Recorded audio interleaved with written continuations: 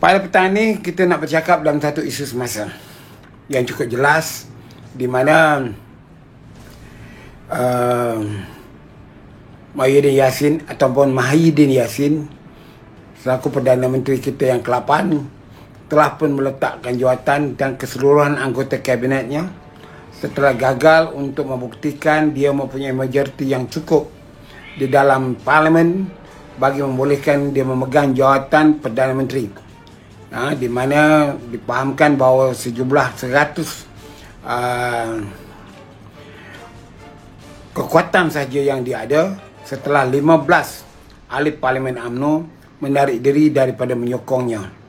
Jadi itu walaupun beliau cuba bersilat dan sebagainya bagi mengelakkan untuk meletakkan jawatan, tapi berkesudahan bahawa di segi dasar negara demokrasi dengan memegang prinsip rukun negara, keluaran perlembagaan, dari itu dia terpaksa juga meletakkan jawatan walaupun semalam telah dicuba sedaya upaya untuk dapat mengekalkan kerajaan Perikatan Nasional dengan menggantikan orang lain sebagai Perdana Menteri yang diketuai oleh Datuk Seri Ismail Sabri, tapi nampaknya tidak juga berjaya dengan berkesudahan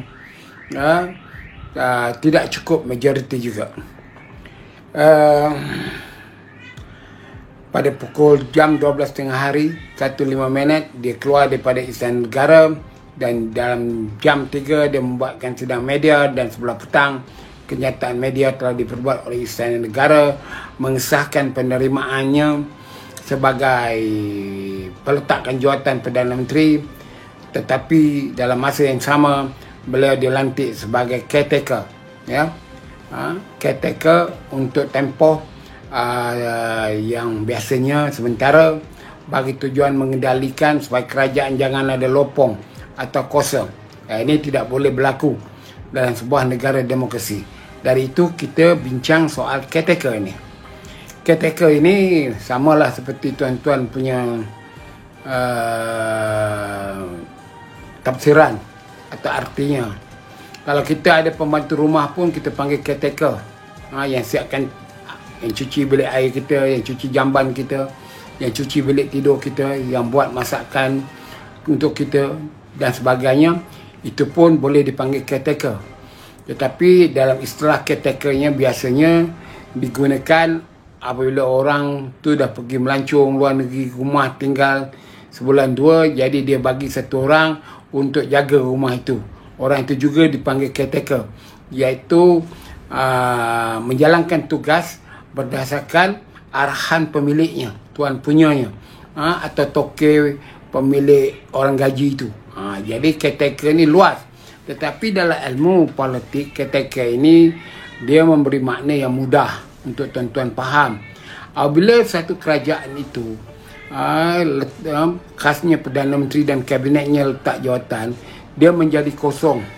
Jadi dalam tempoh ke depan, sama ada 1 hari, 2 hari, 3 hari, kerajaan perlu berjalan, arahan perlu mendapat daripada pentadbiran awam. Sebab kita di Malaysia melalui 2 sektor, iaitu anggota pentadbiran awam, orang politik, dan keduanya anggota pentadbiran awam, iaitu perkhidmatan awam. Jadi banyak orang tak pernah tahu bahawa 2 perkara ini berbeza. Anggota pentadbiran awam ia dilantik oleh kuasa-kuasa Istana Negara dan menjalankan tugas sebagai pemerintah bagi pihak Istana Negara. Itu maksud dia pentadbiran awam. Anggota pentadbiran awam pula dia tidak terikat dengan Istana Negara.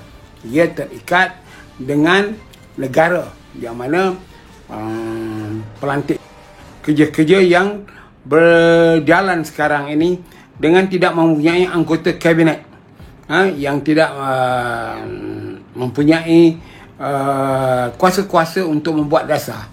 Jadi seorang Perdana Menteri caretaker tak boleh membuat pengumuman terhadap dasar-dasar negara. sama ada soal pertahanan, soal keselamatan dalam negeri dan soal ekonomi. Dia hanya duduk di pejabat ataupun tidak ada di pejabat. Tapi jika ada perkara-perkara yang perlu, maka ketua sesiapa negara, ketua polis negara, panglima tentera boleh melaporkan kepada dia. Bagaimanapun, perkara-perkara itu hendaklah dirujuk kepada Supreme Commander yang berada di Istana Negara. Itu maksud dia caretaker. Jadi caretaker ni dia tidak boleh berbulan-bulan. Biasanya berjalan dalam masa berlakunya hari penamaan calon, kemudian tu hari membuang undi. Jadi dalam keadaan ini caretaker mungkin boleh berjalan dalam kedudukan 1 bulan 45 hari sebagainya.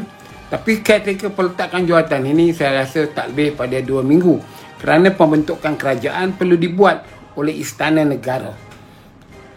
Berbeza dengan interim. Apa itu interim? Saya nak beritahu tuan-tuan, saya tak ada latar belakang undang-undang. Saya bukan peguam bela. Mungkin ada sudut pandang pihak peguam lain. Interim ini maksudnya sama dengan caretaker. Yang berbeza, ianya dilantik di kalangan orang-orang yang bukan lagi pernah menjadi anggota pentadbiran awam. Kalau bolehnya. Ataupun seorang interim ini, ianya mempunyai status dari segi tugasnya ialah menjalankan tugas behalf the Istana Negara, bagi pihak Istana Negara. Dia berbeza dengan caretaker tadi. Caretaker tadi dia menjalankan tugas arahan Istana Negara. Interim pula dia menjalankan tugas bagi pihak atas tugas untuk kepentingan Supreme Commander dia, iaitu Istana Negara. Saya ulangkan lagi supaya anda jangan salah faham. Caretaker ialah menjalankan tugas dari segi kehendak-kehendak yang biasa diuruskan oleh satu kerajaan awam. Jadi caretaker ni dia kendalikanlah apa-apa masih lagi belum terbatal untuk dia menandatangani cek atau sebagainya.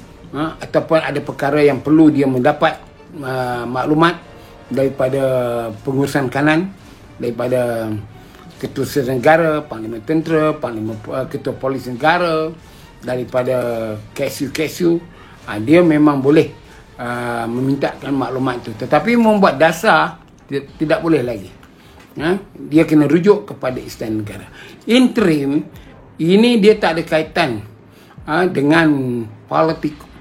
Dia hanya menjalankan tugas dalam semi mageran, iaitu dalam bentuk yang dilihat darurat tidak diisytiharkan, tetapi seorang dilantik untuk menjadi Perdana Menteri interim, iaitu Perdana Menteri ini juga akan bertindak dalam tugas yang khusus.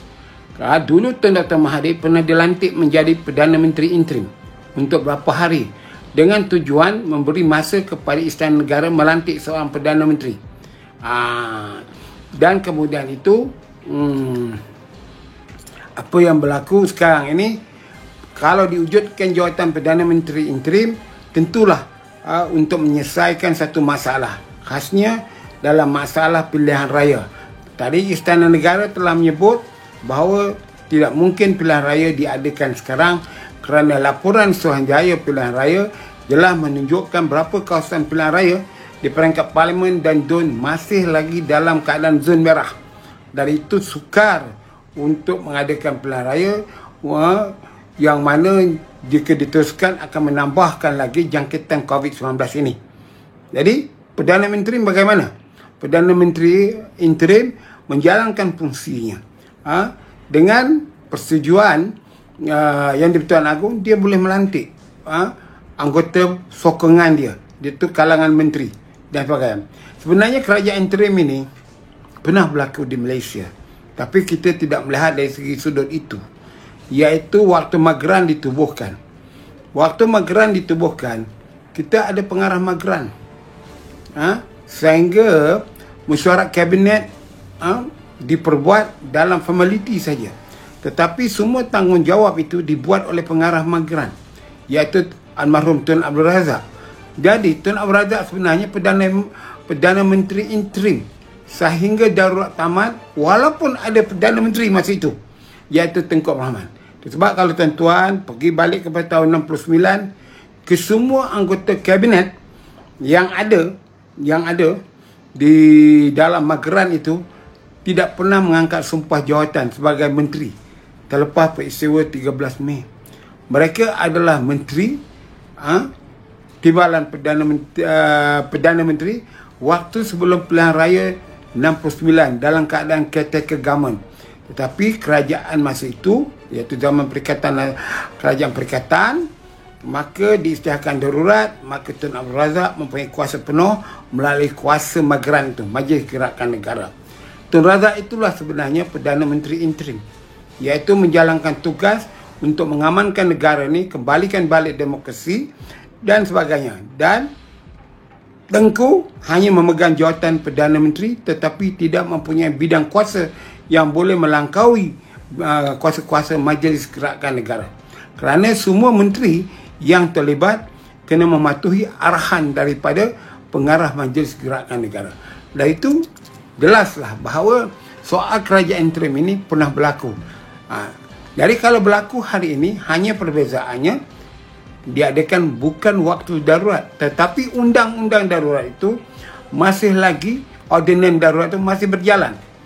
Kalau dilantik Perdana Menteri, ianya bersesuaian dengan undang-undang darurat tersendiri, yang mana perlukan seorang komander ataupun seorang pengarah dalam keadaan ini, yang sekarang kita hadapi ini. Kerana undang-undang itu masih lagi berjalan selama 6 bulan kerana tidak dimansuhkan di dalam parlimen, dan kemungkinan besar nanti kalau parlimen bersidang dia akan menjadi akta dan terus berjalan untuk selama-lamanya selagi tidak dimansuhkan. Okey?